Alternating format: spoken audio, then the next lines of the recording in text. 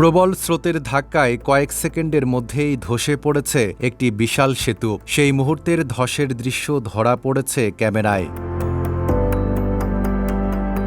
সামাজিক যোগাযোগ মাধ্যমে ছড়িয়ে পড়া ভিডিওতে দেখা যায় কাদা মিশ্রিত পানির তীব্র স্রোত সজোরে আঘাত করছে সেতুটিতে। কয়েক সেকেন্ডের মধ্যেই পানির প্রচণ্ড চাপে সেতুটি উপড়ে গিয়ে নদীর তীরে আছড়ে পড়ে।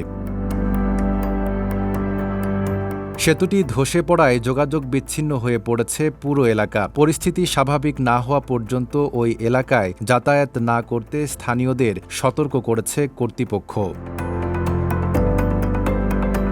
এদিকে টানা ভারী বৃষ্টিতে নদী ও খালের পানির স্তর আরও বাড়ার আশঙ্কা রয়েছে। তাই তীরবর্তী এলাকার বাসিন্দাদের নিরাপদ দূরত্বে থাকার পরামর্শ দেওয়া হয়েছে।